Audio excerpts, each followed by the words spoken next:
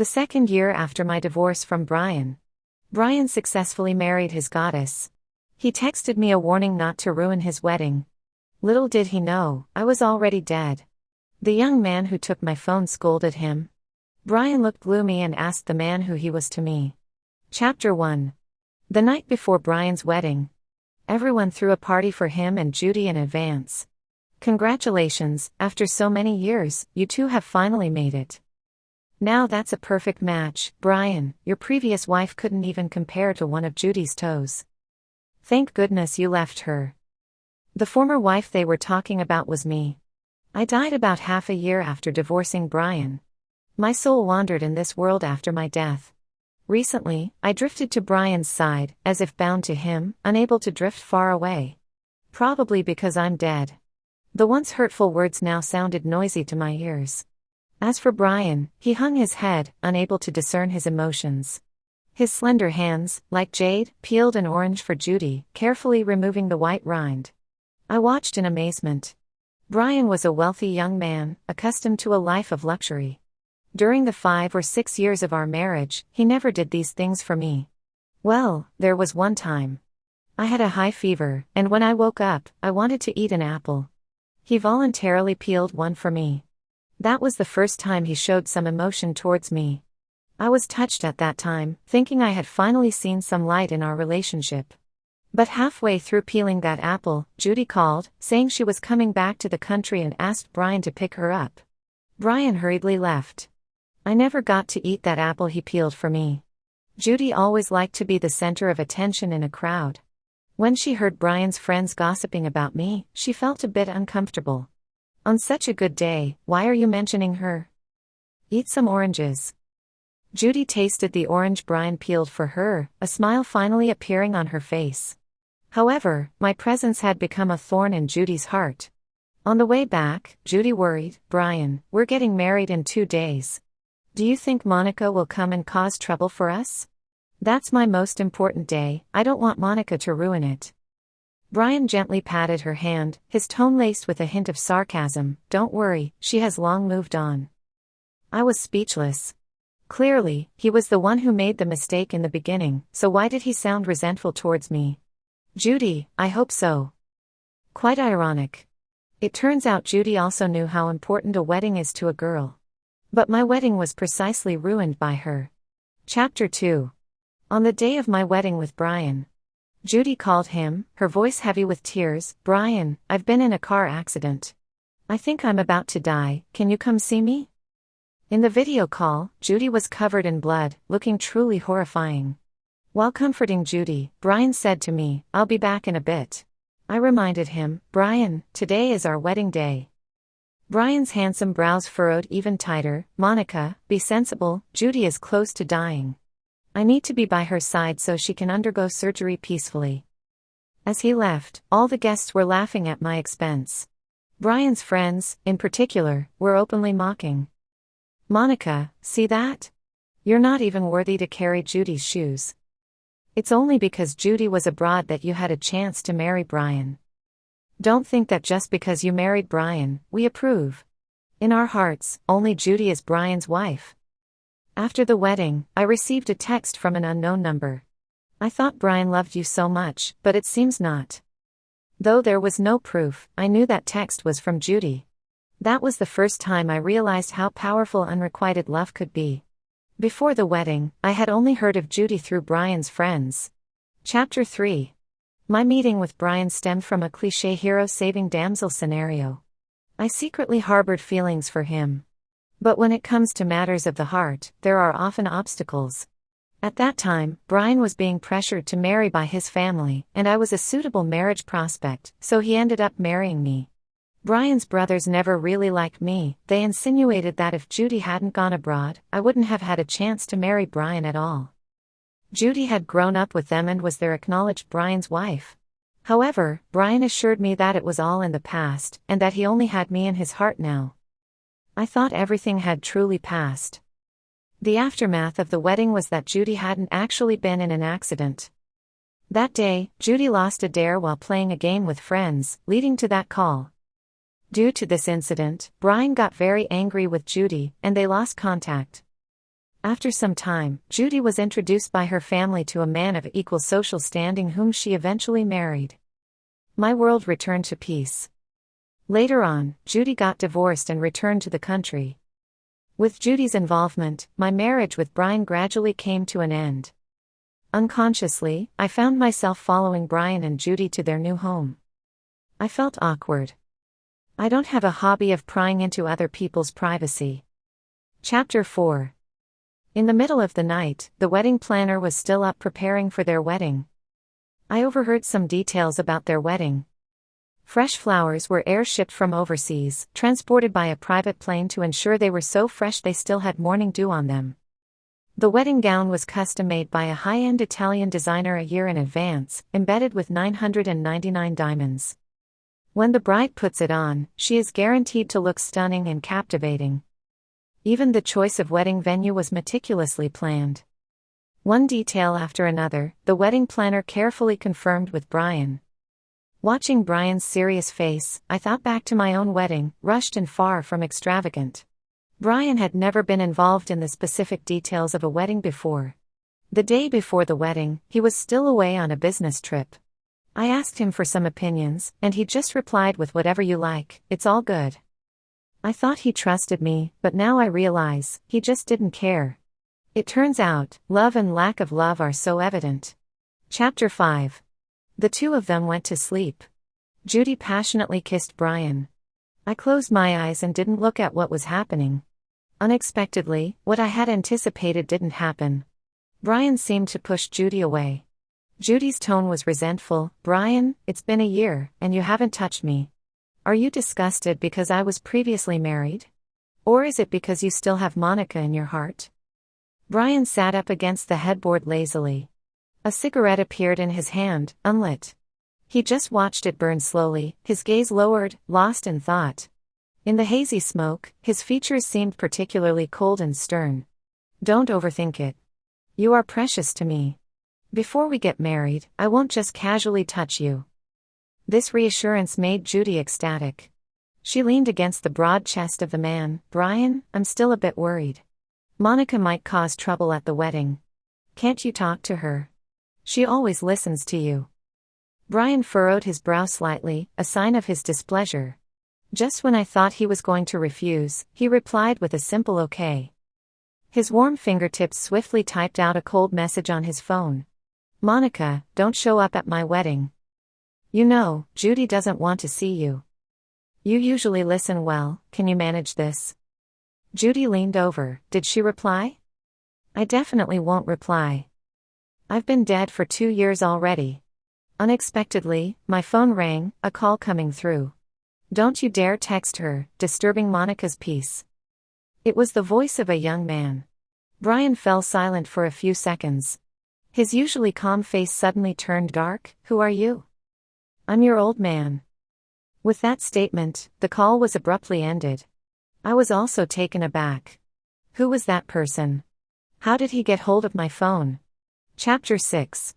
Brian called again, but the other side had already blocked him. Judy was close to Brian, naturally hearing the content of their conversation just now. "It's been 2 years since I divorced Brian, and she still hasn't stopped sowing discord. Didn't Monica say she only loved you? And now there's a new man?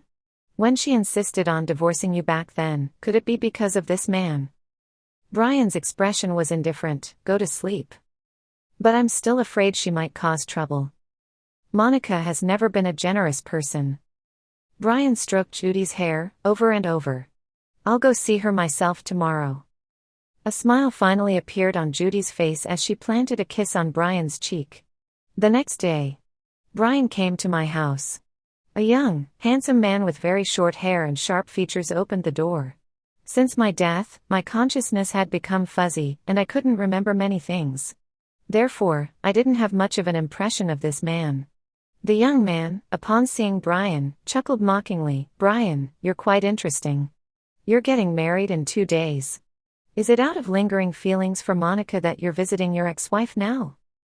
Brian didn't even glance at him, his face cold, as he pushed past and entered. It looked like he was here to catch someone in the act. At first sight, he noticed a photo of me and the young man on the shelf. He picked it up, his brow furrowing tighter. What's your relationship with Monica?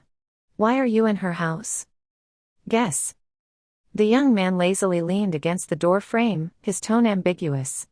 Brian sneered, she really is a fraud. I understood why he said that. During our wedding, I had promised Brian that I would love only him for the rest of my life, never parting from him except in death. But later on, it was me who initiated the divorce. Given the current circumstances, it seemed like after divorcing Brian, I had once again fallen in love with another man. Evidently, I had broken the vow I once made. But did Brian have the right to judge me like this? When I was running a high fever, it was him who left me to pick up Judy at the airport. When we traveled, it was him who stayed with Judy on her birthday when we returned. During our wedding anniversary, it was him who took Judy to see her foot injury when I wasn't there. Whenever I needed Brian, he was always absent. When Judy needed him, no matter how busy he was, he would drop everything and be by her side. It's as if Judy was his wife. I have argued and quarreled with Brian before. Brian always has various reasons, justifying his actions. He said, when I had a high fever, there were doctors taking care of me at the hospital, so it didn't matter that he wasn't there. On the other hand, Judy, a young girl, had to take a taxi from the airport in the middle of the night, which was unsafe, so he had to go pick her up. As for missing out on a trip midway, it was because he had promised Judy in advance to celebrate her birthday. Their friends were all waiting, so he couldn't break his promise. He also said, it's just a wedding anniversary, he could make it up in the future. I must have been too selfish. Judy had injured her foot, facing many inconveniences in life, but all I could think about was our wedding anniversary. It was quite amusing to me. For Judy's previous birthday, why didn't he make it up to her then? During that trip, I had been looking forward to it for a whole 3 months, planning for a month. But in the end, the most important person was absent, rushing to celebrate Judy's birthday. Whenever Brian said those words, his brows were always furrowed, his eyes full of impatience. And Judy, standing by his side, would apologize to me in a pitiful tone, promising not to trouble Brian anymore. At times like these, Brian would speak to Judy in a gentle tone, completely different from the one he used with me, comforting her, saying it wasn't her fault and she shouldn't worry. Judy would nod slightly, casting a triumphant and provocative glance in my direction. Clearly, I was the one being wronged, yet in the end, it seemed like I was the one being unreasonable. Brian always unconditionally stood by Judy's side. As time passed, I grew tired of arguing with him. I also understood that Brian simply wasn't worth my love. So, I took the initiative to bring up divorce with him. At that moment, he looked at me deeply and said, Monica, have you thought this through? I nodded. He didn't try to hold me back at all, just signed his name on the divorce agreement. He put down the pen, lit a cigarette. In the hazy smoke, his expression appeared particularly cold. He smiled wryly, saying, Monica, don't regret this. There was a firmness in his tone, a certainty that I would come back to him, asking for reconciliation. Just like in our previous arguments, no matter how harshly we argued, it always ended with me seeking reconciliation. But he didn't expect that I was dead, and I would never bow down to him. Chapter 7. You are thinking too much. I came to find Monica this time, not because I can't forget about her. I just wanted to warn her that next Saturday is my wedding day, and she better not come to cause trouble, or else. Brian didn't finish his sentence, his sharp eyes dangerously narrowing, his tone carrying a warning. His words brought me back from that memory. The young man sneered, Brian, you think too highly of yourself. What are you worth? Where is Monica supposed to remember you for so long? Where is she supposed to wait for you? Don't worry, Monica has long moved on from that terrible relationship. She has already started a new life with me. The young man picked up that photo, his finger tracing over my cheek, his eyes showing a hint of tenderness. In the photo, I was smiling brightly at the camera. Look, she is so happy with me. The young man coldly looked at him. You, this trash, don't disturb Monica's life. She doesn't love you anymore, she hates seeing you, you know. Brian is a proud and arrogant guy. The young man's words repeatedly hit his nerves. Brian looked coldly at him, veins bulging on his forehead. When his gaze fell on the photo of me and the young man, his head turned slightly to the side, his eyes filled with disgust. Finally, shut the hell up. Brian grabbed the young man's collar, anger burning in his eyes. The young man restrained his smile, slowly prying his hand open. Is this all the patience you have? When you were ambiguous with Judy, did Monica cause trouble for Judy like this? No, right? Brian furrowed his brow, a bit impatient. At that time, I was just friends with Judy. It was Monica being narrow-minded and overthinking. Oh, really? The young man smiled maliciously. But you didn't think much, did you? I am Monica's man. You. Rarely did I see Brian lose control of his emotions. It was always him who drove me crazy in the tangle of love. But I knew deep down, Brian didn't love me. His current anger was just possessiveness at play. Brian is confident and conceited. He was convinced that I loved him deeply, and even if I left him, I would never forget him and wouldn't start a new relationship. To him, I wasn't a lover, just his possession. He never thought that one day, not only would I leave him, but I would also be with another man. To him, this was a form of betrayal. As I expected, Brian quickly calmed down. He even lowered his eyes, smoothing out the rumpled cuffs from the argument just now. He returned to his calm and composed self. Monica has divorced me. Whoever she is with is her freedom, nothing to do with me. I didn't come here today to argue with you. If you can get Monica to come out and see me, as long as she promises not to attend my wedding, I won't have any further involvement with her. His tone was very calm. In his words, it was as if I were a completely unrelated stranger. The young man restrained his smile, his tone light. You won't see Monica, she's already dead. Chapter 8. Unexpectedly, upon hearing about my death, Brian actually laughed. You say she's dead? The young man raised an eyebrow, his gaze towards him filled with malice. Is that funny? Brian walked to the dining room, where a freshly stewed soup was placed on the table, steaming hot. You say she's dead, then who made this stew? She was very good at making soup. This soup clearly shows her touch. Are you trying to play me for a fool? Is that fun? Brian coldly stared at the bowl of soup. Not knowing what crossed his mind, his expression turned gloomy. After a while, he finally said, Monica loved cooking for me the most.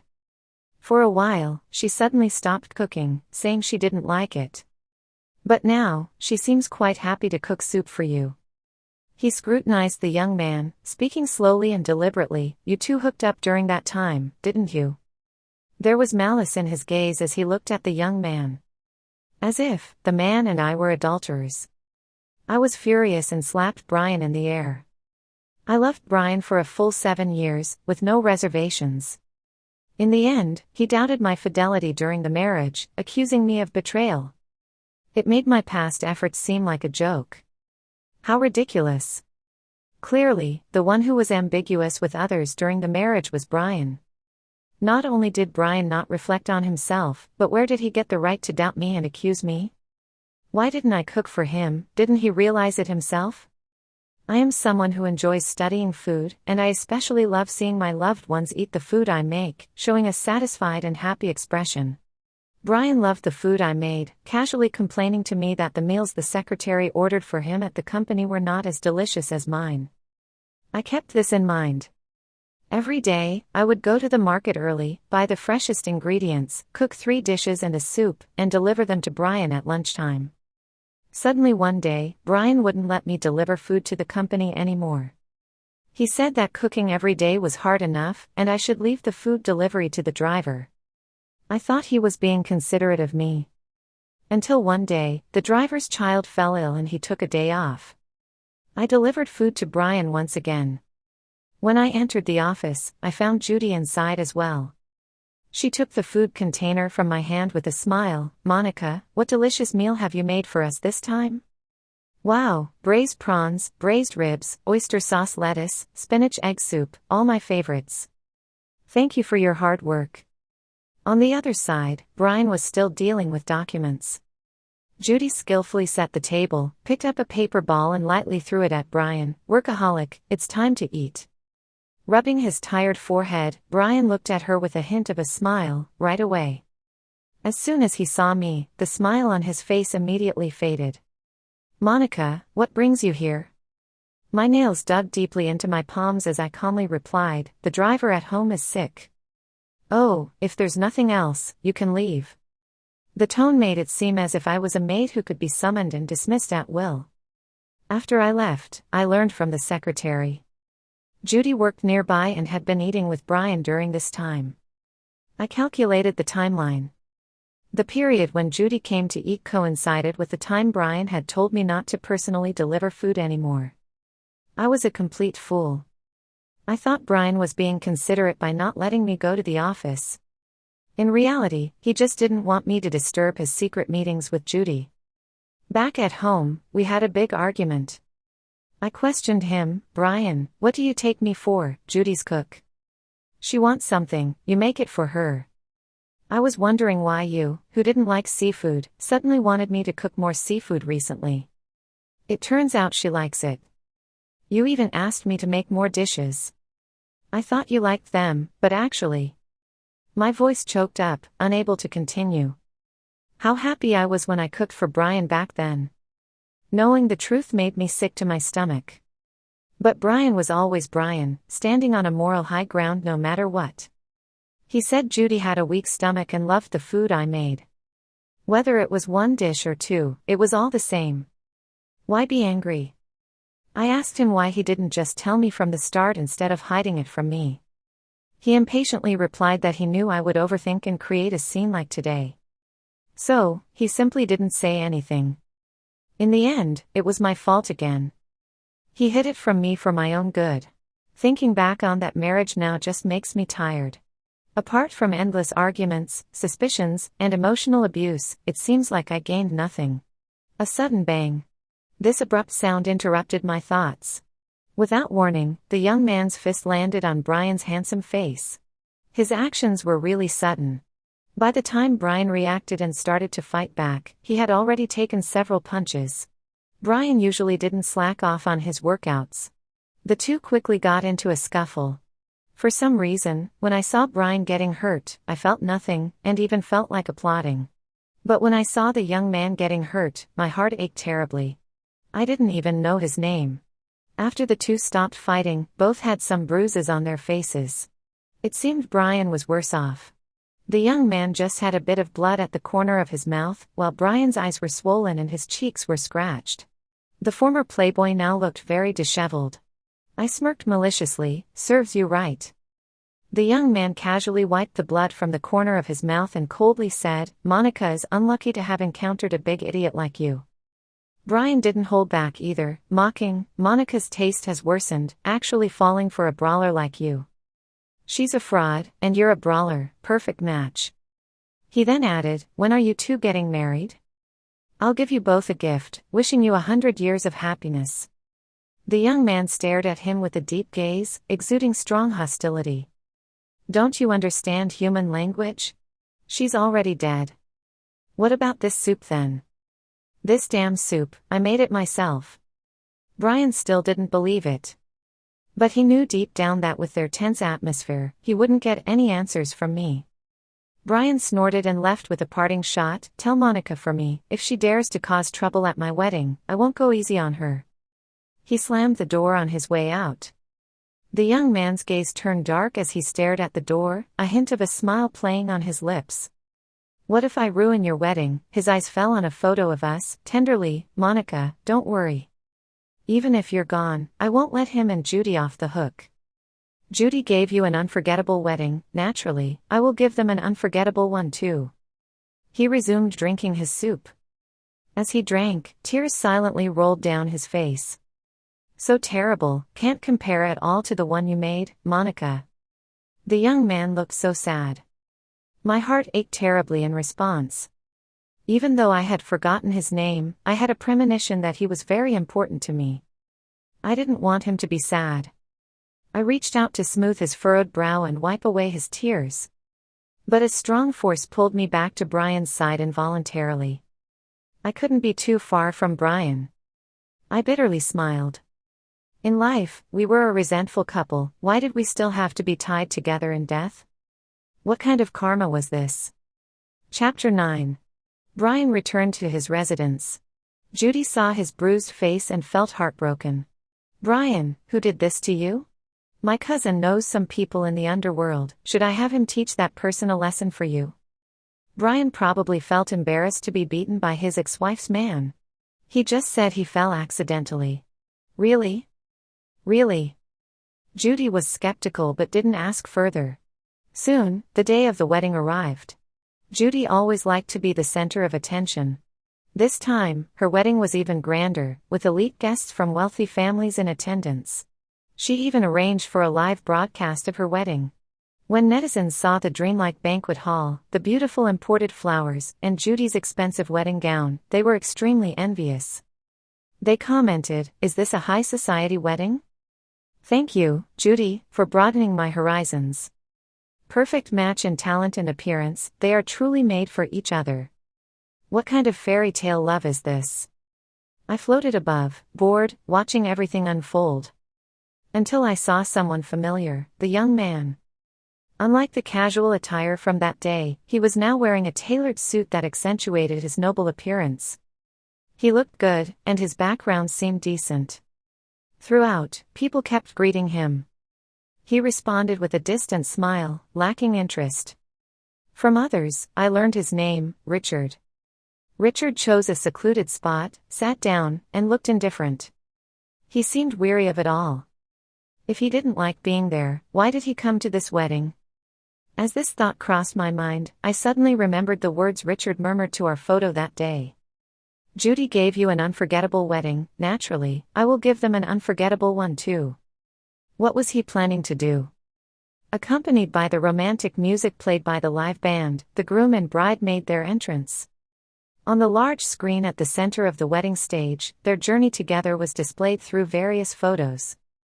The online live chat was filled with words like perfect match, made for each other, fairy tale love. At this moment, a strange smile appeared on Richard's face. It seemed like the spectacle he was anticipating was about to begin.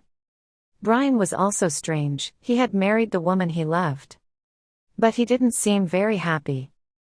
Although he was smiling, upon closer inspection, the smile didn't reach his eyes.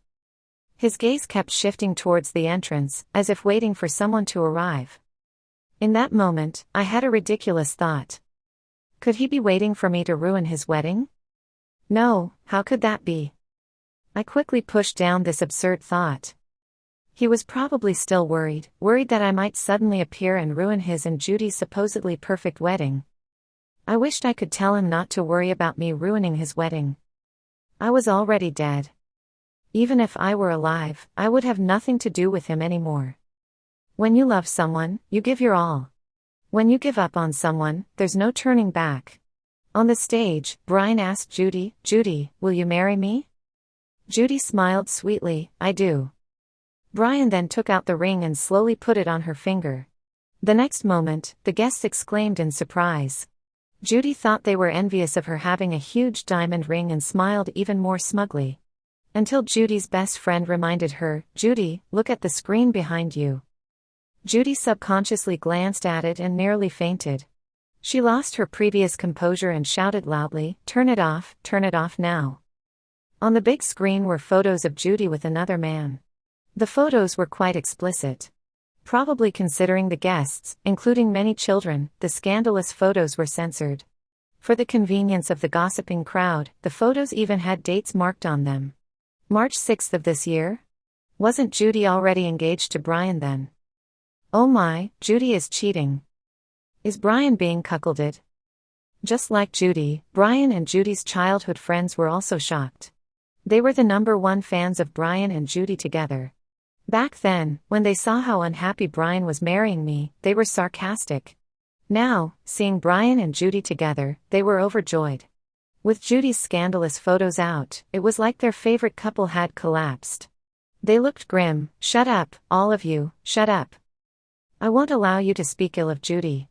Judy is a good girl, there must be some misunderstanding in all of this." The arriving guests were all well-known figures, not used to being ignored. The guests coldly retorted, "A good girl, would a good girl mess around with another man on the eve of her wedding?" Still making excuses, could it be that Judy was forced into cheating? Look at the photos, Judy is clearly enjoying herself. You guys are really good friends of Brian, huh? Judy cheated on him, and you still speak up for her. The reactions of the audience in the live broadcast were much more significant than those of the guests. Oh my God, my favorite couple just fell apart so quickly. Judy must be regretting live streaming this wedding. She was exposed with scandalous photos at the wedding, giving Brian a cuckold is already trending. Now the whole world knows. She tried to show off her love but ended up becoming a laughingstock. Brian is also in a pitiful state. He meticulously prepared such a beautiful wedding for Judy, and in the end, this is how she treats him. Why pity him? In my opinion, he deserves it. You don't know, but Brian had a previous wife. When they were getting married, Judy played a prank, claiming she had a car accident, forcing Brian to come and see her. Without a second thought, Brian ran off and didn't even go through with the wedding. Because of this incident, Brian's ex-wife was mocked to madness. Moreover, Brian's ex-wife was pushed away by Brian and Judy. Ugh, so they are both scoundrels. In a way, they are a perfect match. This despicable couple caused Brian's ex-wife to be ridiculed at the wedding, and now, at their own wedding, they are being ridiculed. This is karma. Judy belatedly realized that the wedding was still being live-streamed. She frantically asked someone to turn off the live-stream. But it was too late. Judy and Brian's century wedding, which was once enviable, turned into a century joke. After doing all this, Judy held Brian's hand and said, "Brian, listen to my explanation." With a stern face, Brian brushed off her hand. "Enough, are you not embarrassed enough?" He picked up the microphone from the MC's hands, said wedding cancelled, and quickly left the wedding venue. Looking at the people below the stage, Judy could see the mockery in their eyes, whispering something with no good intentions. Her face looked as terrible as it could be. Through her, I could see a reflection of myself from years ago, abandoned by Brian in front of all the guests. I had become a joke in life, yet I still had to pretend to be nonchalant and entertain them. Is this her retribution? As Judy calmed down, her eyes red, she gritted her teeth and said, "It's Monica, it must be Monica's doing." "Monica, how vicious of you, this is the most important moment of my life. In all my life, I have never suffered such humiliation. I will never let you go, Monica." In the audience, Richard watched all of this with cold eyes. Chapter 10. Brian is even calmer than I imagined. He returned home. On the window, the Chinese character for double happiness was still there.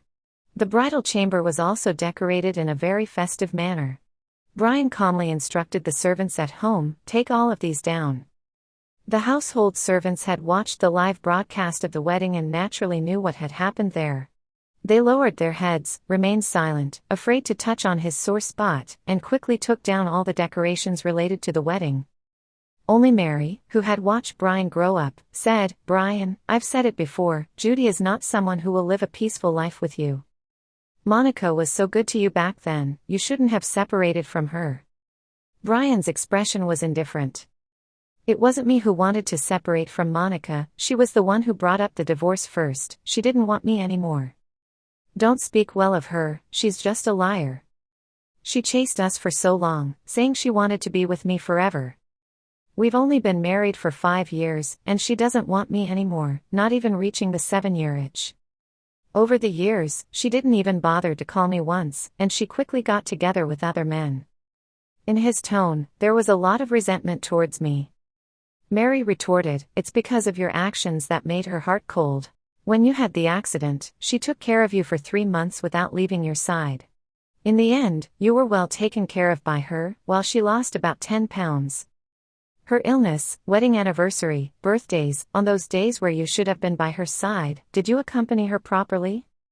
Brian subconsciously retorted, "I'm busy." Busy?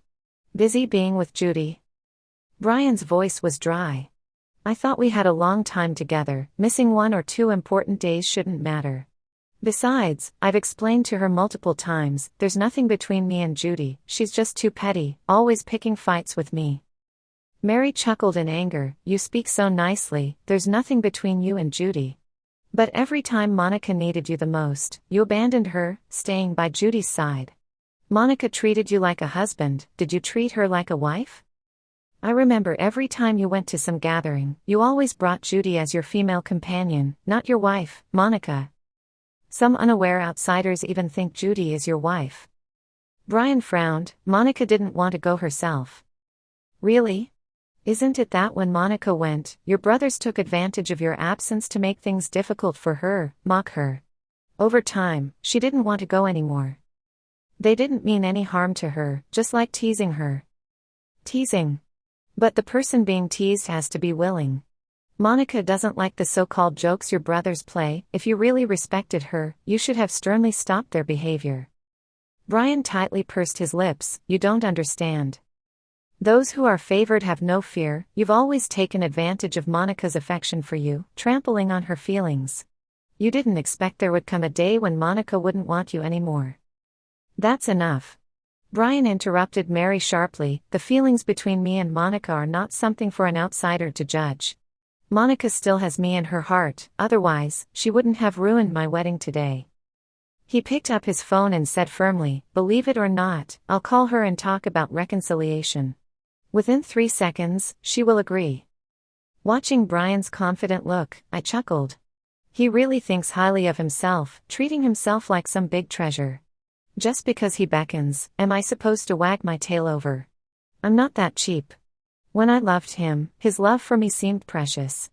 But now that the love is gone, he's not worth a penny to me. Unfortunately, I am already dead. Otherwise, if he called me, I would definitely mock him ruthlessly. Brian was eager to prove that I still loved him. He quickly dialed my phone, but it didn't go through. It dawned on him that Richard had already blocked his number for me. He tried calling my WeChat, but that was blocked too. Brian was stunned. He seemed to have never considered that I would one day reject him. Meanwhile, Mary was still pouring cold water on him. Brian, Monica loved you too much, accommodated you too much before. You naturally thought everything would go your way. Have you ever thought that Monica doesn't love you anymore, but rather resents that one incident when you left the wedding to find Judy, making her the laughingstock of the event? So, today she ruined your wedding, letting you and Judy taste a bit of being ridiculed by everyone. Brian's face turned serious and he interrupted her sternly. Enough, shut up. Just because you've worked in my house for a long time and I call you auntie, doesn't mean you're really my aunt. If you dare to say one more word, you better pack up and leave right away. At this moment, Brian was tightly gripping his phone, exuding a menacing aura. His appearance, at this moment, seemed angrier and more terrifying than when he found out Judy had cuckolded him. Mary sighed, shook her head, and left. Chapter 11. Brian locked himself in the room, probably wanting to calm down. Everything that happened today had completely overturned his understanding. Whether it was Judy's betrayal or my indifference towards him. But someone just had to disturb the peaceful facade he was trying so hard to maintain. Brian's brothers kept calling one after another. Ironically, none of his brothers were there to console him, they were all speaking up for Judy. Brian, we grew up with Judy since we were kids. We know her best. She's a good girl, someone must have framed her in this matter. Brian, you two have come a long way. You can't just give up on Judy because of this incident. Brian, Judy did hurt you in this matter. But this is her most difficult time, everyone is mocking her, making fun of her. As someone who loves Judy, you can't blame her anymore. What Judy needs most right now is your comfort. Don't evade, don't let your brothers look down on you. Be a man, stand up and protect her with authority. After listening, Brian gave a mocking smile. He just said, you guys are really my good brothers, and hung up. Brian took a sip of strong liquor and muttered to himself, facing brothers of nearly 20 years, and their hearts can be so biased. They will definitely be 1,000 times, 10,000 times more extreme when facing Monica. Monica, how did you endure it back then? How did I endure it? Of course, it was because I was blind back then and still loved Brian. I knew Brian and his gang were longtime brothers, didn't want to make things too embarrassing for them, making it difficult for Brian. So, I didn't confront them directly, just privately mentioned those things to Brian. I thought Brian would stand up and make his brothers respect me a bit more. But in the end, Brian just comforted me, saying his brothers were just talking nonsense, no ill intentions towards me, asking me not to take it to heart. In his words and actions, he was just making excuses for his brothers, without any intention of standing up for me. In theory, I should have retorted. His brothers were subtly mocking me, saying I couldn't compare to Judy, that I was unlucky to marry Brian. How was that not malicious? But I knew in my heart, once I retorted, Brian wouldn't stand by me. He would just say I was overthinking, too petty, couldn't even take a joke. As time went on, I stopped enjoying those gatherings. After a while, there was a knock on the door. Brian took a swig of cold beer and said, "Don't bother me." The knocking continued. He threw the beer can at the door, and white foam splattered everywhere. I said, "Don't bother me, are you deaf?" The other side of the door quickly fell silent. Brian opened another can of beer. Before he could take a few sips, he heard the sound of a key entering the lock from outside. Within seconds, the door opened. It was Judy. Chapter 12. Judy was still wearing her wedding dress. However, her once dazzling and magnificent wedding dress was now torn and dirty, no longer the exquisite garment it once was. Her hair was a mess from crying, and her delicate makeup was smudged. In just 2 short hours, she had fallen from heaven to hell. Judy had always had an easy life, getting everything she wanted without much effort, never experiencing such a big setback before. Her face was pale and she looked completely disheveled. Brian glanced at her coldly and said, "Judy, how do you still have the face to come see me?" Judy avoided the beer cans on the floor and walked over to Brian. "Brian, I'm sorry." Judy silently shed tears, not making a sound, looking pitiful. Brian drank his beer in silence, unlike before when her tears would easily affect him. No matter what terrible things Judy did, he would always forgive her. Seeing Brian's indifferent attitude, Judy was completely panicked, her face growing even paler. She explained, "He is my ex-boyfriend from before. We broke up a long time ago. We happened to meet at the bar recently, had a few drinks, and both of us were not thinking clearly when we did what we did to hurt you. I swear, I only have you in my heart. I never intended to betray you." Brian opened his eyes and spoke calmly, "Never thought about it. Those photos clearly show that after our engagement, you kept in touch with him." Judy bit her lip, looking somewhat aggrieved. "Brian, we've been together for over a year, and you've never touched me. I'm a woman, I have needs, I get lonely too. I truly only love you. I had already told him that once I marry you, I would cut off contact with him. Forgive me this time, and let's move forward and live a good life together." Judy reached for Brian's hand, but he pulled away.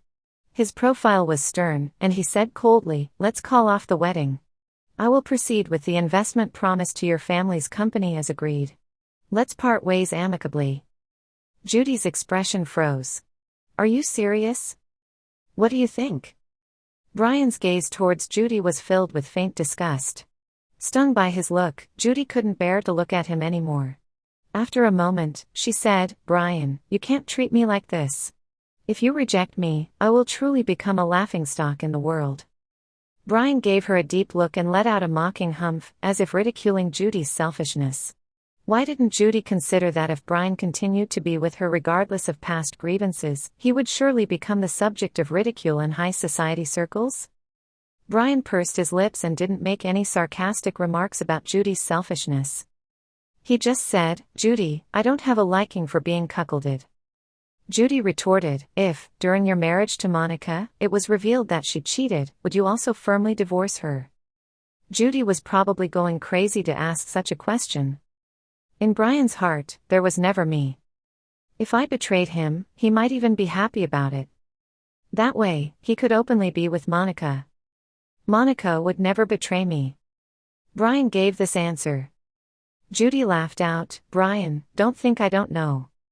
Even though you divorced Monica, you've always been waiting for her to come back, waiting for her to make amends with you on her own. This is also why you never touched me. If you touch me, you and her will never be possible again. Even 2 days ago, you knew Monica was with another man. You're still waiting for her to come back, aren't you? Otherwise, you wouldn't have been glancing towards the door during the wedding vows. If you can forgive Monica, why can't you forgive me? Listening to Judy say these words, I just felt absurd. How could Brian possibly like me? Everything he did was always to hurt me. Even 2 days before his wedding, he was texting me provocatively. He told me not to ruin his wedding, which would upset Judy. His words were full of disgust towards me and protection for Judy. According to Judy, Brian sent me that text message intentionally to provoke me into rushing into marriage. What kind of twisted logic is this? Seeing that message, I just felt unlucky. I had already started a new life. Why was my ex still delusional, lingering around, thinking I couldn't forget about him? Surprisingly, Brian lowered his eyes without denying it. The hand holding the beer can tightened slightly. White foam mixed with alcohol spilled out, making his hand wet. Although I couldn't see his expression clearly, I knew that at this moment, he was very angry, extremely angry. Judy kept talking incessantly, continuously provoking him. Brian, can't you see reality clearly? Monica doesn't want you anymore. I'm not Monica, I will always be by your side. Brian, forget about this, Before Judy could finish her sentence, Brian grabbed her delicate neck. Brian's hand, wet with alcohol, cold and sticky, felt like a cold-blooded snake. Judy, have I not said that you can be very noisy sometimes? Judy stared at him in shock, never expecting that Brian, who had always pampered her, would treat her like this. Chapter 13. Finally, Judy stumbled away. Brian locked himself in the room for 3 days. He drank a lot of alcohol, his beard unkempt, emitting a strong smell, no longer the dignified appearance he had before. On the 4th day, he unusually woke up early. He took a shower, shaved off the emerging stubble, and put on an expensive custom-made suit.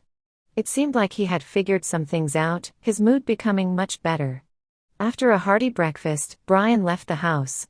Passing by a flower shop, he even bought a large bouquet of roses, glaringly red. Then, Brian arrived at the house where I used to live. Brian politely knocked on the door, and Richard, as usual, opened it. Isn't this the cuckolded Brian? Richard taunted, his gaze sweeping over the red roses in Brian's hand. Are you reminiscing about your ex-wife again, wanting to reconcile with her? Brian remained calm, not provoked by his words. He asked, Is Monica home? Richard replied, Monica is dead. The sky darkened, thunder rumbling. A heavy rain was about to fall at any moment. Similar to his previous reactions. Once again hearing about my death, Brian chuckled. Do you think I'm a fool? I won't believe your nonsense. If she's dead, what about the drama at my wedding yesterday? Brian said, She still has me in her heart, otherwise she wouldn't have ruined my wedding, preventing me from marrying Judy. He asserted again, You're not Monica's boyfriend, you're here to deliberately provoke me at her behest. Upon hearing Brian's confident statement, Richard also laughed. Brian didn't know why Richard was laughing, but that laughter made him very uncomfortable. He gave him a displeased look and continued, I want to see Monica. You can't see Monica. His words angered Brian. With disdain in his tone, he said, Who do you think you are? Monica got you to pretend to be her partner to provoke me. You think you've really become her boyfriend and can influence her decisions. Monica is really dead, it's been nearly 2 years. I was the one who ruined your wedding, not her. Richard's voice carried a chilling tone. What are you saying? Brian froze, his expression stiff. Richard's voice was icy, I'm saying, Monica is dead, she's been dead for almost 2 years. Thunder rumbled. The heavy rain poured down. The hallway windows were left open. The strong wind tousled Brian's hair, raindrops haphazardly hitting his face, chilling him to the bone. He suddenly shivered. Chapter 14. The fiery red roses smashed on the ground. Petals scattered everywhere. The intensely passionate flowers, in a moment, turned into a scene of desolation. It felt like I was witnessing my own fate. In reality, I had forgotten how exactly I died. I could only vaguely grasp the emotions from the time before my death. After leaving Brian, I seemed to sense a never-before-felt lightness and happiness. I was filled with beautiful visions of the future. Later, my body was thrown from a height, then fell heavily, bones shattering. Brian grabbed Richard by the collar, seething with anger. You lied to me, didn't you? How could someone as good as her possibly be dead? She promised me that we would grow old together. Richard's long eyelashes cast a shadow in the dim light. But she really did die. He raised his head, each word pronounced deliberately, his voice dripping with venom. And, you're mistaken. Monica stopped loving you a long time ago. If she hadn't died, the one she would have grown old with would have been me. Brian clenched his lips, pushing Richard away and rushing into the house. He opened each door in the room, not even sparing the cabinets. He called out, Monica, come out. You ruined my wedding, why dare to do it but not face it? I don't blame you. I've always had you in my heart, always waiting for you to come back. I never thought you would be so stubborn this time, never coming back to me. It's okay, if you won't come to me. This time, I'll come to you. I apologize to you, I beg you to come back, okay? The empty room echoed only with Brian's voice. No one responded. He looked around the empty room, muttering to himself, how could she not be here? I understand now, you must have hidden outside. He looked lost, as if he were a different person. Funny enough. Between Brian and me, he was always indifferent. Back then, I always hoped, if one day, Brian would worry about losing me. That would mean he had me in his heart. I would have been very happy, right? Years of dedication finally had a response. Now, seeing this scene, I just felt annoyed. Why now? He hurt me time and time again, pushed me away time and time again. And now, he's pretending to be so affectionate for someone else to see? I floated in front of him, made a grimace. Idiot. I'm right here in front of you. I'm entertaining myself. As for Richard, he stood by with arms crossed, a faint smirk playing on his lips. Like me, he displayed a mocking expression. Brian rushed up to Richard, tell me honestly, where did Monica go? I trusted your nonsense. Monica was young, healthy, how could she possibly be dead? She really died, on June 12 last year, killed by a drunk driver. The local news website even reported on the incident. If you don't believe me, at least believe that news website. Richard's words were logical and backed up. Brian clicked on the news and saw the article. He was struck hard, taking a step back. Then, with bloodshot eyes, he gritted his teeth and asked, how many years was the person who killed Monica sentenced? When will they be released? He looked like he wanted to settle the score, to avenge me. He wasn't sentenced, still out there living it up, enjoying the good life. How could this be? Richard's face carried a strange smile, that's for you to answer. Brian's mind raced, me? Do you remember, last June, Judy came to you, saying her cousin Louis had a drink and made a mistake. Her family wanted a famous lawyer to defend him, but that lawyer ignored them. So, she came to you for help. After all, your family is close to that lawyer. Brian, being smart, suddenly understood, are you saying, it was Judy's cousin who hit Monica? Thanks to your help, Louis only paid a bit of money, and he's still living his carefree life to this day. Richard's eyes turned red as he spoke, landing a punch on Brian's face, but Monica, she's dead. She always feared the dark, now lying alone in a cold grave, how scared must she be? Brian didn't dodge. His soul felt drained, turning into a lifeless body, silently enduring Richard's blows. Seeing him like this, Richard suddenly found it all meaningless. He sat down on the couch, sneering, why put on this emotional act now for someone to see? What's the point? I wholeheartedly agreed, exactly, what's the point? I've been dead for almost 2 years. During these 2 years, his business flourished, and his love life thrived.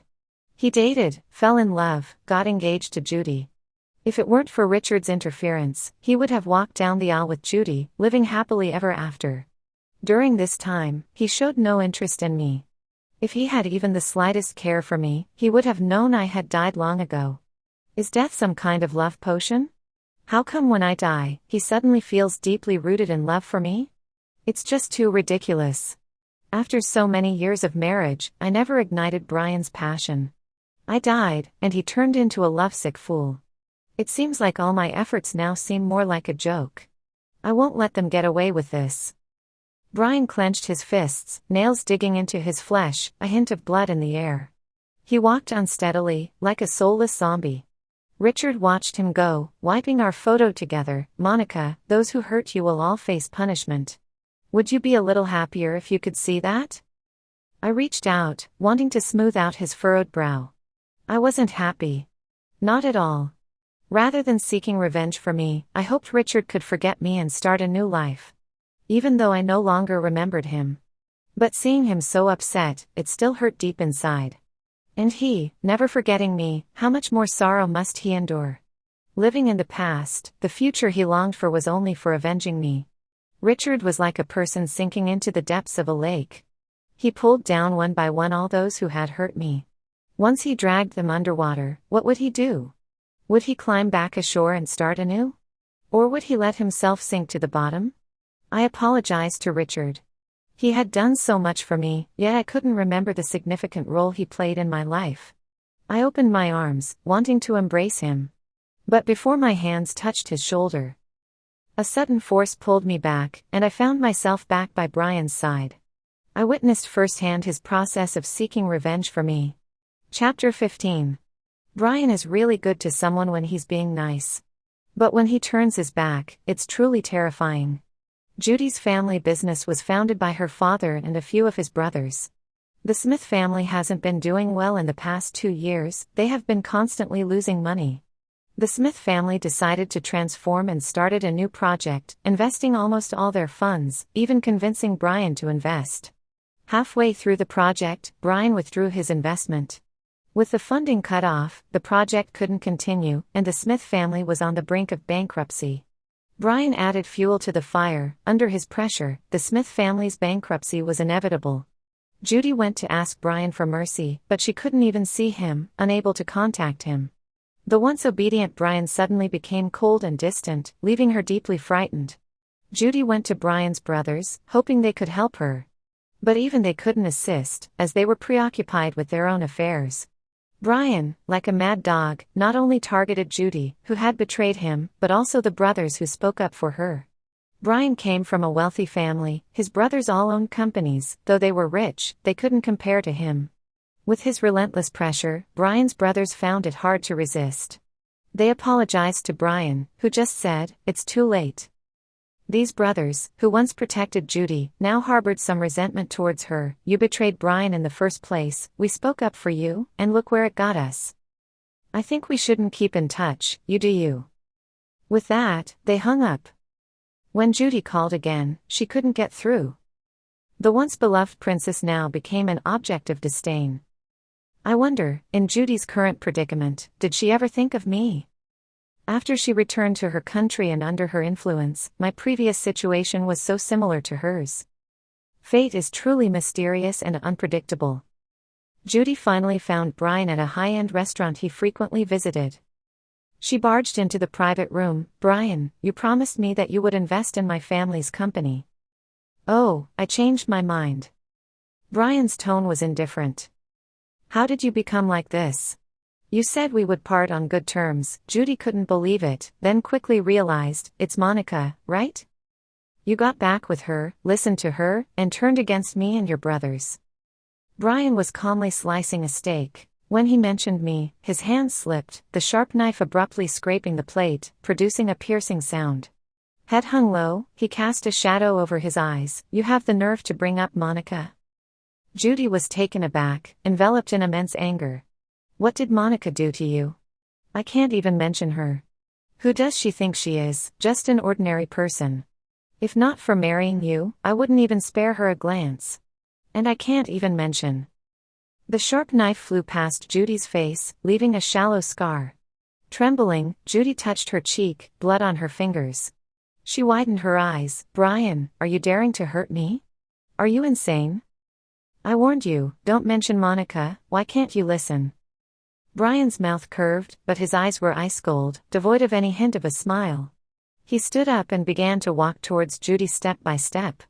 His polished black shoes made a click-clack sound as they hit the floor. Each step felt like it was crushing Judy's heart. His presence was overwhelming. Judy struggled to catch her breath. This version of Brian made Judy feel both alienated and fearful. She wanted to escape, but her feet wouldn't move. Brian reached her. "What do you want?" Judy's voice trembled. Brian bent down and picked up the fallen knife from the ground. The cold blade grazed Judy's face, and Brian's eyes darkened. Such a beautiful face. Do you know, when Monica died, her face was a mess of blood and flesh? Even the best mortician couldn't restore her original appearance. She was such a lovely girl in life. His expression grew even more somber. After Brian returned home, he investigated the cause of my death. Late one night, feeling unwell, I went to the pharmacy to get medicine. Louis, driving drunk, sped by and hit me, leaving me in a bloody mess. He fled the scene. I lay on the cold road all night. It was pouring rain that night. My wounds swelled and turned white from being soaked. Early morning passers-by were startled when they saw me. Brian looked at those documents, crying uncontrollably, continuously saying, "I'm sorry." Surrounded by deep hatred, driven by revenge, he became so relentless and cost-blind. "What did you say? Monica is dead?" Judy was shocked to hear his words. "Don't you know? Your good cousin Louis killed her." "Him? That's impossible. He may be a bit of a troublemaker, but he would never commit murder." Judy suddenly remembered something. 2 years ago, the person he hit was. Judy had always looked down on her cousin. He was into all sorts of vices. That time, he killed someone and begged her to help him make amends with the powerful lawyer in Brian's family, to get legal representation. She didn't bother to find out the specifics and casually mentioned it to Brian. With Brian's connections, the lawyer agreed to defend her cousin. In the end, he only had to pay a hefty sum of money and didn't go to jail. She didn't think much of it after that. Judy never knew that the person her cousin killed was Monica. A demonic voice echoed in Judy's ears. "Judy, how can I let you all off the hook?" Brian placed the knife in Judy's pocket. Through the thin fabric, the cold blade sent shivers down Judy's spine. Brian left. Judy seemed to come back to life, breathing in fresh air in large gulps. Her face turned ashen. Before leaving, Brian left her with a parting statement. He said, "Judy, this is just the beginning." Chapter 16. The Smith family quickly went bankrupt and accumulated a large amount of debt. The once flourishing Smith family suddenly became a pariah, hiding here and there. Louis, who was spoiled by the Smith family, committed more than just the hit-and-run incident that killed someone. However, the Smith family spent money to cover up for him, so he never faced legal consequences. After Brian collected evidence of Louis's crimes, he quickly reported it to the police. Unfortunately, Louis got wind of it and went into hiding early, evading the police. Brian's brothers' companies also suffered heavy losses. In high society, families usually have more than one child. To make Brian back off, the parents of his brothers expressed to him that they wouldn't allow Brian's former brothers to inherit the companies. Brian relented.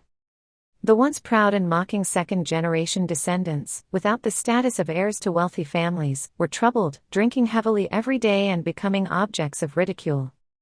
After Brian did all this, he found Richard again. "Where is Monica buried?" Brian asked. Richard looked at him coldly.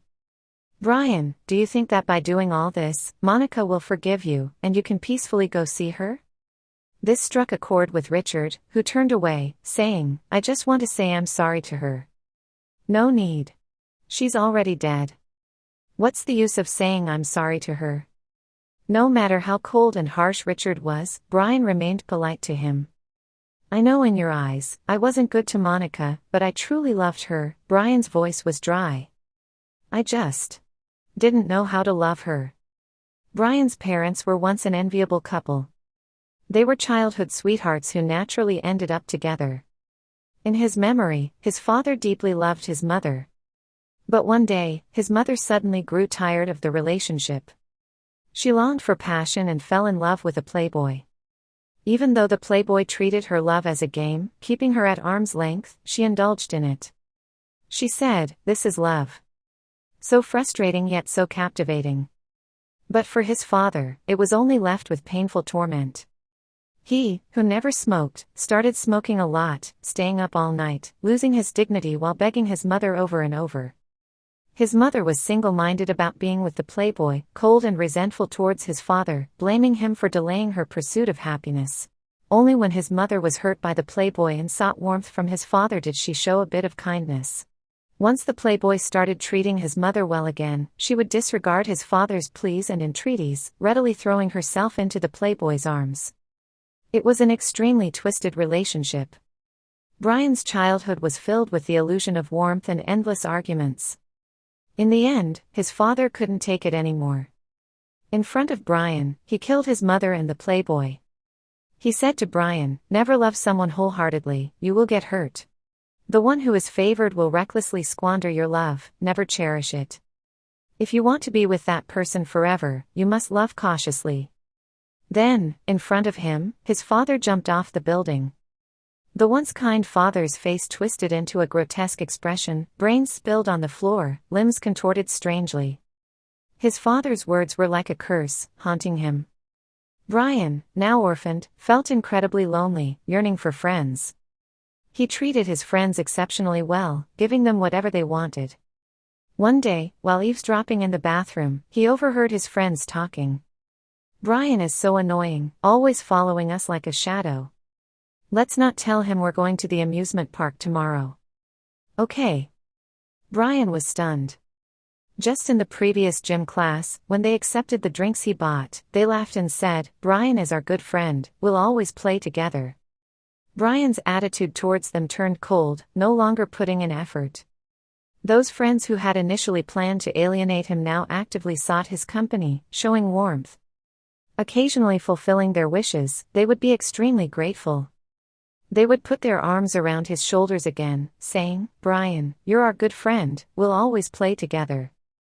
Unlike before, where he was so good to them, now when they asked for something, he would agree, but their gratitude seemed insincere.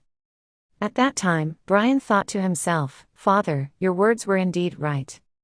This kind of situation happened more than once. Brian was truly too lonely. He would brave any weather to feed the stray cat lingering near his doorstep.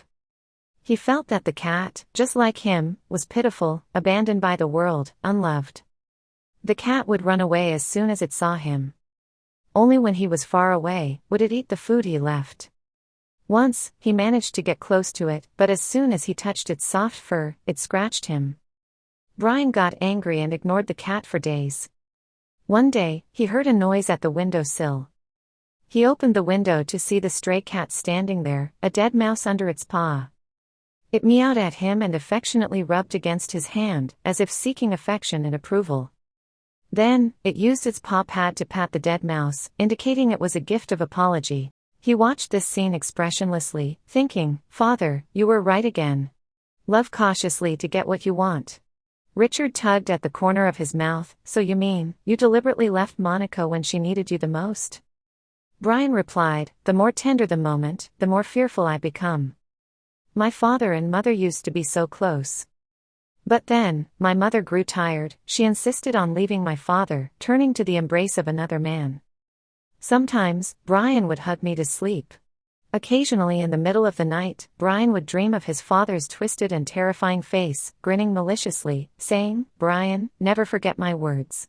Never love someone wholeheartedly, you will get hurt. If you truly want to have her for a long time, you must go around the sun. You can't get close to her, you must make her forever chase after you.'" Midnight awakening. Brian would stare at me sleeping beside him for a long time. I held him, dependent in posture, with a serene and happy expression. It was supposed to be a warm scene. But what he thought was, "How long can I keep someone like this? Will there come a day when he responds to this affection? I might feel that receiving Brian's love is nothing special, mediocre. In the end, will I end up like his mother, unappreciated, chasing after a new lover?" So, Brian chose to go around the sun, making me forever chase after him. As for Judy, Brian had no romantic feelings for her. However, her timing was always so delicate. Almost always at the most tender moments between Brian and me, the moments when Brian wanted to reciprocate my love. Every time he closed his eyes, he would think of his father lying on the ground with his twisted and grotesque body, the mocking voices of his former classmates, and the cat scratching him without hesitation. His father's words kept echoing in his ears, "Brian, if you want to be with that person forever, you must love cautiously." So, he chose to leave. As long as he loved cautiously, I would continue to chase after him, and we would be together for a long time. That's what he thought. Brian said, "I never thought she would also get tired.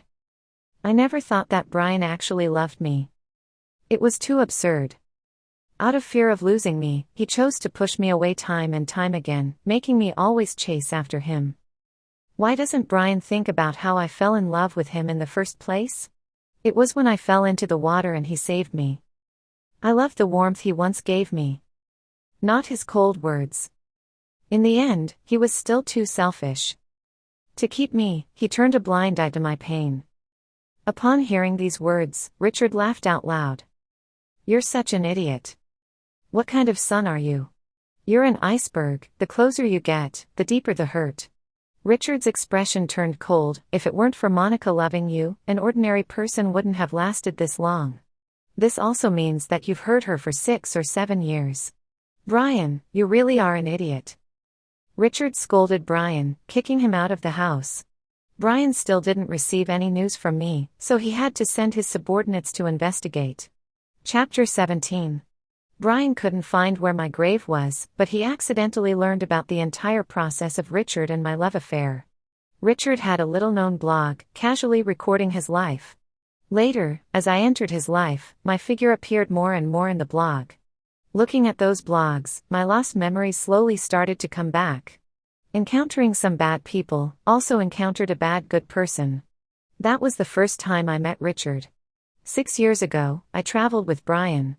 He received a call from Judy, left, and let me have a good time by myself. Feeling upset, I walked to the entrance of a bar. I saw a few men throwing a young man out of the bar.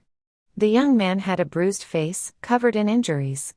"If you dare to cause trouble again, I'll beat you to death," the man threatened with a raised fist. The young man got up from the ground. "I've been working here for a month, you must give me the wages I deserve."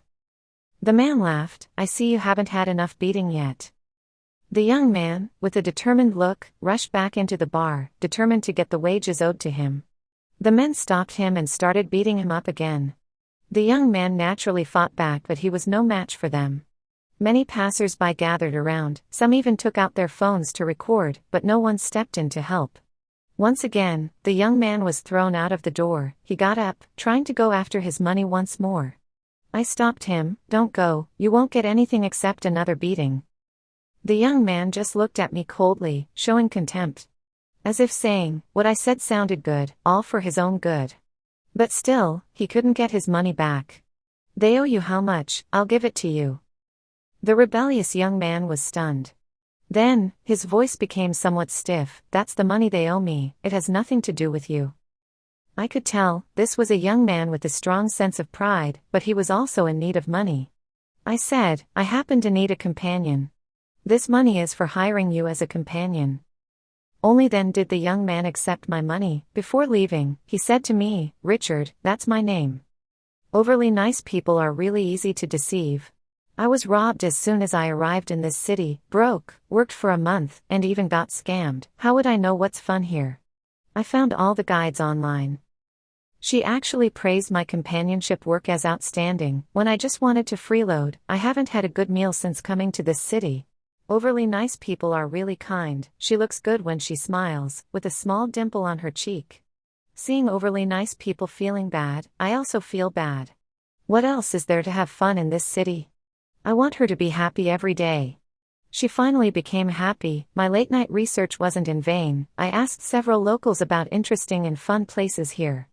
I chuckled. Originally, Richard insisted on being my companion. Was his initial intention just to freeload off me? At that time, I casually made up an excuse for Richard to accept my money, so he wouldn't be fixated on chasing after his wages and getting beaten up. Unexpectedly, the next day when I left the hotel, he was waiting for me at the door.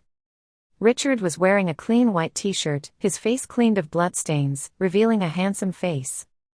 Between his brows, he still had that untamed look, like a young wolf. I was surprised. "How did you end up here?" "I'm your companion. If you go out to have fun, then naturally I have to go with you." The young man knew what I was going to ask. "Most people who go to that bar stay at this nearby hotel." I said, "No need," and Richard's face darkened. He asked me if I had never even thought about having him as a companion, and that the money from yesterday was just my pity for him. I could see that Richard had a strong sense of pride. Afraid to admit it, he returned the money to me and went back to the bar to fight for his wages, denying it. And so, he became my companion. Back then, I thought Richard was very methodical. He asked me if I preferred eating or seeing the sights while traveling, saying he had prepared several plans overnight. It turns out, all those guides were things he found online. With Brian gone, I had no interest in doing anything, so I let Richard take care of things. So, Richard took me to many places. Every outing felt like opening a blind box to me. Sometimes it was accidental, sometimes it was a surprise. Those were extremely happy and free days. I didn't need to think about anything, just wanted to have fun. Young people love to play, and they know how to play. I tried things I never dared to before. Like bungee jumping. Falling down, yet feeling free in my soul. I also once waited quietly for a sunrise on a deserted beach. When I woke up, I was leaning on Richard's shoulder. The sun was warmly shining on my face, and there were scattered beer cans on the ground. I didn't see the sunrise, but I didn't regret it. I vaguely remember the night before watching the sunrise. I drank a lot and shouted at the sea, releasing my frustrations. Richard said I was like a madman, and I made him shout with me. He was impatient, but he did so, even louder than me. I knew, the young man's life wasn't going well either. On the last day, Richard took me to see the sunset. I sat on the back of the young man's scooter. The wind blew up the young man's white t-shirt, and I spread my wings, like a free bird. As we were about to reach the beach, Brian called. He said he was back, ready to continue our journey. I was happy and asked Richard to turn around and take me back to the hotel. Perhaps because our trip was interrupted, Richard's tone was gloomy. "You have a husband." I chuckled. "Is that strange? I'm already this age." "He's not good enough for you." "You haven't even met him, how do you know he's not good enough for me?" "He's great, I was the one who pursued him in the beginning." "Because you're not happy." I didn't expect the young man to be so perceptive. I smiled and said, "One day, things will get better." Once I heated up that piece of stone called Brian, I naturally felt happy. It wasn't until later, after leaving Brian, that I truly found happiness and liberation. When Richard parted ways with me, he secretly tucked a bracelet into my pocket. That bracelet was something we saw at the market when Richard and I were out together. I really liked it, but at the time, I didn't have enough money with me. The next day, we went back together, but the vendor was no longer there. I never expected that he bought it and secretly gave it to me. In my memory, this bracelet was almost like the fee I paid him to be my companion. This guy had the audacity to call me gullible on his blog. But he was the most foolish one, accompanying me and playing around for so long. In the end, the companion fee he received from me was spent on me once again. He ended up working for free. I continued reading the blog. Boring, I'm going back. Richard originally ran away from home to come to this city. His family situation was chaotic. His parents had a business marriage, each having their own true love and children. They maintained a superficial peace, each doing their own thing. One day, Richard's parents suddenly started talking about divorce, not wanting anything to do with Richard. Entering his rebellious phase, Richard ran away from home. His luck wasn't great, as he got robbed right after getting off the train. Being stubborn, he didn't go back, instead finding a job that provided food and lodging at a bar. It was a shady bar, and he worked there for a month for free, even getting beaten up. Then he met me, and his life became less desperate, allowing him to enjoy himself freely. Those days were extremely happy for him as well. Not long after I left, he went back home. Richard's parents were irresponsible, but his grandparents on both sides treated him well, taking him in as a future heir to be nurtured. During this time, Richard continued documenting his life. 2 years later, my figure appeared again in his blog. I secretly went to see her, she's not doing well. Is that man blind? If it were me, I would definitely cherish her. If only I had met her 2 years earlier. She got divorced. We met, and she's still so gentle. We went on a date. We kissed. My kissing skills are terrible, I hope she won't mind. I have to go abroad for a competition, need to undergo closed training for a month, I really can't bear to leave her. When I come back, I'll propose. And the last one, if there's a next life, I want to be with Monica again, hoping I'll be a few years older than her, so I can take better care of her. That was the end of the record. I calculated the days and realized I passed away during his closed training abroad. By the time he returned, I had already been in a car accident and passed away for over half a month, my body reduced to ashes. A huge wave of sadness engulfed me. In a deserted corner, the young man spent years diligently nurturing this unrequited love, hoping it would blossom and bear fruit. Just as he was joyfully preparing to propose, the fruit fell off the branch and rotted. He didn't even get to see me one last time. All Richard could do was buy my previous house at a high price from my parents, bury my ashes in the cemetery he chose for me. He lived in the house we used to live in, cooked the soup I used to make, reminiscing about our past over and over again. He was trapped in my past. His supposed happy life was put on hold. Revenge was the only thing on his mind. Unlike my sorrow, Brian's face turned pale when he saw the sweet memories Richard and I shared. After a moment, he even coughed up blood. His eyes red, he said, "So, it was me who pushed Monica towards Richard step by step. It's so painful to see your loved one being close to someone else." He cried and laughed, "Monica, I was wrong, I truly was wrong. Richard was right, I am indeed a jerk." His belated apology meant nothing to me. At this moment, I wished I could go back to Richard's side and see him one last time. I don't understand, I loved Richard. Why did fate tie me and Brian together? Chapter 18. Brian locked himself in the house again, drinking day and night. Eventually, he drank until he had a stomach bleed and had to be taken to the hospital. Mary tried to advise him several times, "This way, you'll drink yourself to death sooner or later. It's fine to die, maybe I can even see Monica." Mary shook her head, sighing, "If only we knew, why bother in the beginning?" During this time, my father made a phone call to Brian. "Son-in-law, did you forget to send me money this month?" I was surprised. How was Brian in contact with my father? My relationship with my family was terrible. My mother passed away early, and my father quickly remarried and had a son.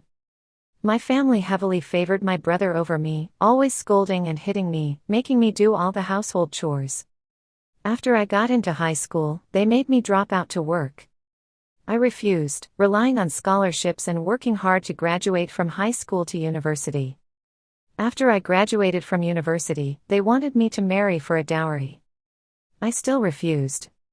They said they had raised and provided for me for so many years, demanding 2/3 of my salary every month. I still didn't agree, so they caused disturbances at my workplace. I had no choice but to move to a different city and change all my contacts. My life finally found peace. I thought I had escaped them, but it seems that wasn't the case. My vampire-like family had known my address for a long time. Brian had been secretly paying them off, so they hadn't come looking for trouble. I looked at Brian with a complex expression. Harming me openly, yet doing these things for me behind the scenes. Why was he doing this? Brian coldly replied to my father, "Monica is already dead, you can never disturb her again. Tell me, do I still need to give you this money?" "What, Monica is dead? Stop pretending, I've investigated it all. Louis gave you $2 million, and you readily chose to settle, no longer seeking justice for Monica's death. Or perhaps, you never intended to seek justice for her. You pretend to be indignant just to get more compensation." My father awkwardly said, "Monica is dead, we are also sad, but we have to live too. We raised her for so many years, it was hard work, so some compensation is deserved." Brian sneered, "Raised her for so many years? How can you say such a thing? You're just a bunch of vampires, constantly exploiting her. If you don't give, it's fine." My father knew he wouldn't get anything good from Brian, so he hung up angrily. But Brian wasn't planning to let them off so easily. He was ruthless in business, and dealing with my scumbag family was a walk in the park for him. He composed himself, had a bowl of porridge, and instructed his men to do a few things. In just a few days, my scumbag father's family called and questioned, "Is it your fault? All our money was swindled, and we're left with a pile of debts. Brian's voice was cold. If you were swindled, go find the police, why come to me? We were swindled under the guise of investment. The police said that investments always carry risks, they don't care at all. You had already calculated this, right? Why are you so ruthless? Do you know, we don't even have a house now. Brian impatiently cut him off. This is what you deserve. Over these years, how much money have you taken from me? After Monica's death, you sold her house and received a hefty compensation. But how did you treat her? You didn't even want to buy a proper grave for her, burying her on a small hill where anyone could step on her. Later, Richard found out. He buried me elsewhere, and for that, my family extorted a large sum of money from him. On the other end, while my scumbag father wanted to say something, Brian had already hung up the phone. With no target for revenge, Brian started drinking excessively day and night again. He visibly became thinner, with bloodshot eyes, looking like a skeleton, about to collapse in the wind. Seeing him like this, Mary wanted to cry. Are you trying to kill yourself? If Monica were still alive, she definitely wouldn't want to see you like this. Monica is already dead. Brian took a sip of alcohol, bitterly smiling. Even if she were alive, she wouldn't want me anymore. She has another man now. Days passed by, and Brian grew thinner each day. One night, Brian went out to buy alcohol. Suddenly, a man sprang out from the bushes, holding him hostage, with Judy by his side. The man had a long scar on his face, none other than the fugitive Lewis. Tired of hiding and Judy tired of poverty, the two planned to kidnap Brian in exchange for a hefty ransom. They never expected that Brian didn't want to live at all. When Brian saw the person who caused my death, he was even more furious. He fought with Lewis, even when Lewis pointed the knife at his chest. Later, security guards rushed over upon hearing the commotion and caught Lewis and Judy. It rained heavily that day, just like the day I died. Brian lay in a pool of blood, with a relieved smile on his face. Everyone thought Brian wouldn't survive, even Brian himself believed so. But he did survive, albeit with a weaker body, coughing after just a few steps. When he opened his eyes in the hospital room, he looked pained. Seemingly wondering, why was he still alive? He developed a strong misanthropic tendency. Under Brian's influence, Lewis and Judy would spend the rest of their lives in prison. Mary felt that Brian had been through a lot of hardships recently. She specially got Brian an amulet for protection. As soon as the amulet was placed on Brian, I felt a strong repulsion. It probably saw me as a malevolent spirit and actively dispersed me. Well, I am a ghost after all. Although I didn't harm anyone, I was still a malevolent spirit. Thanks to this amulet, I was finally free. I glanced at Brian sitting by the window without looking back, and went to my former home. Chapter 19. I finally saw Richard, my lover. I embraced him, but my body passed through him. I was so happy that I forgot I was already dead, unable to touch my beloved. Feeling a bit depressed, I floated towards him. My gaze slowly swept across his face, delicately outlining his features. The man's face, devoid of its former carefreeness and joy, was now replaced by an enduring melancholy. He was supposed to be an eagle soaring in the sky, but I had locked him in this square room, never to escape. Richard was still wiping our photo together. All those who hurt you have been punished. Are you happy? He murmured. If you are happy, can you please send me a dream? He continued, I haven't dreamt of you in a long time. Aren't you afraid I'll forget you? My eyes welled up. Forget me, forget about me, so you can start a new life. Unfortunately, Richard couldn't hear me. I deeply regretted the day he went to the bar to collect debts and got beaten up, and I called out to him. My misguided kindness ended up causing harm to him. Chapter 20. Richard had taken over the family business. His daily routine was simple: wake up, wipe our photo. Before leaving for work, he would say to the picture of me, "Wife, I'm off to work." After work, he never attended gatherings. He would open the door, force a smile, say to the photo of me, "Wife, I'm back," and start washing up and cooking. As if I were still alive. I used to hope that over time, Richard would forget me. After all, there are so many instances of loved ones turning against each other and betrayals in this world. It had been 2 years since my death, he should have moved on. But he didn't. He pinned his hopes on the afterlife. He engaged in charity work, donating to temples. Whenever he traveled to a new city for work, he would visit the famous local temples. Ironically, he was the least religious person I knew. I remember it vividly. When we were young, we once passed by a temple during a trip. He watched me devoutly pray in front of the Buddha, silently hoping for blessings for me and Brian. As a young man, he scoffed, "It's all a scam, do you really believe in this?" Yet, he became the most devout believer later on. He did all this, all for a vague and intangible afterlife. After 2 years, I was with Richard watching the news at home. The news of Brian's death was making headlines. He fell from the 3rd floor, clutching my photo in his hand. It was snowing heavily on the day he died. It was Chinese New Year again, and all the household staff were on holiday. When they returned, they stumbled upon his body buried in the snow, realizing he had been dead for 3 days. The former business tycoon, unlike his prosperous life, died in such a miserable state. Reporters claimed he fell from the 3rd floor due to drunkenness. But Richard and I both knew he had committed suicide. He chose to follow in his father's footsteps, jumping off the building to end his life. Fate works in mysterious ways. During childhood, Brian witnessed his father's suicide in front of him, a nightmare that haunted him. He thought that by listening to his father's words, he wouldn't fall into the same predicament. Yet in the end, it was precisely his father's words that led him down the same path. A sense of tragic fate loomed over him. The overwhelming news praised Brian's deep affection for me. They all said that Brian, tormented by thoughts of me, gazed at my photo, drowning his sorrows in alcohol, which led to his fall from the window ledge. Richard changed the channel, his lips curling slightly. What use is this belated affection? Indeed.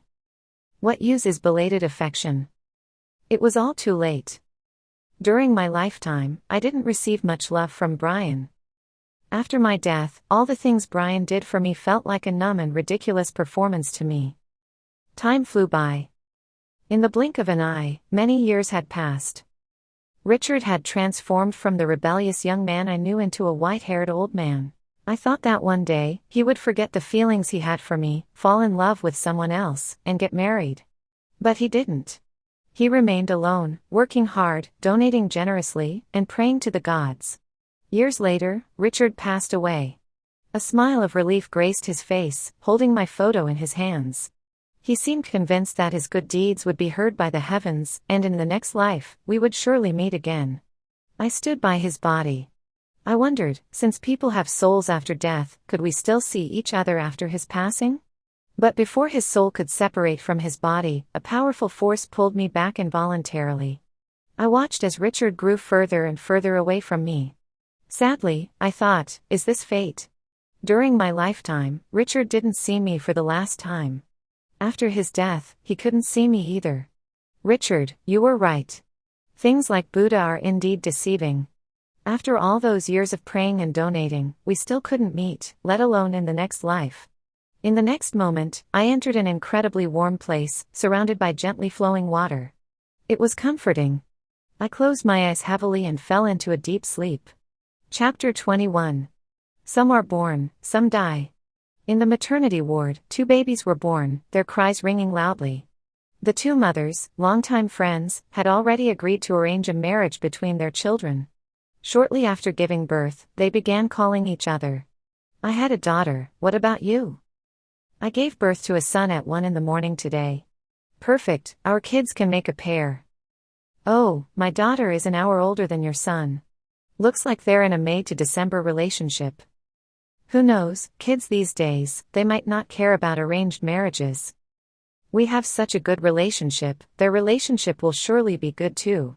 They were even born on the same day. I bet they are fated to be together.